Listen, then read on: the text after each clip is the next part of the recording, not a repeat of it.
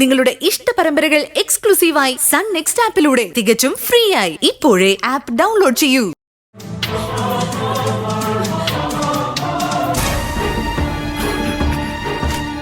ദേവേട്ടാ, ഒന്നിങ്ങോട്ട് നോക്കിയേ.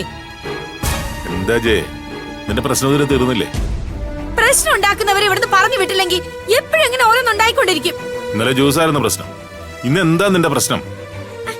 ഞാൻ കുളിച്ചിട്ട് ഉടുക്കാൻ വേണ്ടി അയൺ ചെയ്ത് വച്ചിരുന്ന സാരി ജാനകി ഉടുത്തോണ്ട് പോയി. ഇത് എവിടുത്തെ മര്യാദ ദേവേട്ടാ? ജാനകി അങ്ങനെ ചെയ്തിട്ടുണ്ടെങ്കിൽ അവക്ക് വേറെ ഡ്രസ് ഉണ്ടാവില്ല. നീ അറിഞ്ഞു വേണ്ടി ഇതൊക്കെ ചെയ്യാനായിട്ട്. അങ്ങനെ ഇപ്പൊ വേണ്ട. അവളെ ഞാൻ ആട്ടുകെട്ടിലെത്തി ആട്ടാം. എന്ത് സഹിക്കുന്നതിനും ക്ഷമിക്കുന്നതിനും ഒരു പരിധിയുണ്ട്. ആ പരിധിയൊക്കെ വിട്ടാ ഞാനിപ്പോ ഇവിടെ നിൽക്കുന്നേ. ഇതൊക്കെ മറ്റുള്ളവർ കേട്ട് ഇതൊക്കെ മോശമല്ലേ? ജാനകി എന്താ നല്ല ഡ്രസ്സില്ലാത്ത കൂട്ടരാ അല്ലല്ലോ? അപ്പോ ബുദ്ധിമുട്ടുകളും ആവശ്യങ്ങളും മാർക്കും എപ്പോഴും വരാം.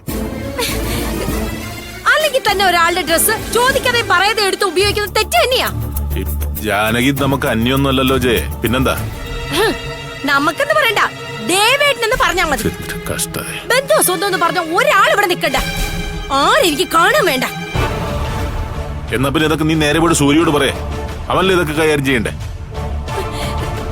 എന്താ പോകുന്നില്ലേ? ചെല്ലേ, അവനിതിനൊരു തീരുമാനം പറയും. അപ്പോ ദേവേട്ടന് ഇതിൽ ഇടപെടില്ല അല്ലേ? ഇല്ല, വല്ല നല്ല കാര്യം ഉണ്ടെങ്കിൽ പറയേ, അല്ലാതെ ഇതുപോലെ നിസ്സാരമുള്ള കാര്യങ്ങളുടെ ഇടയിലേക്ക് എന്നാരും വിളിക്കണ്ട.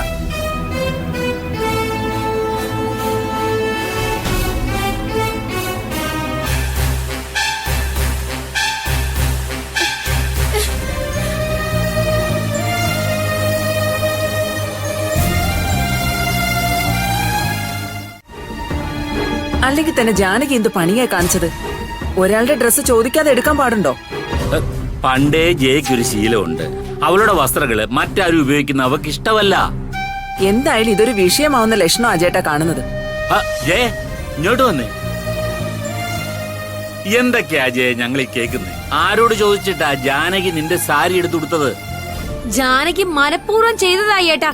ഞാൻ ഒരിടം വരെ പോവാൻ അയൺ ചെയ്ത് വെച്ചിരുന്ന സാരി അവൾ എടുത്തു കൊടുത്തത്. ചോദിച്ചപ്പോ പറയാ അവളുടെ ഡ്രസ് കൊണ്ടുവരാത്തോണ്ടാണെന്ന്. അവൾക്ക് എന്താ ചോദിച്ചിട്ട് എടുത്തൂടെ? ചോദിച്ചാ ഞാൻ കൊടുക്കില്ലെന്ന് അവൾക്ക് നല്ല പോലെ അറിയാം.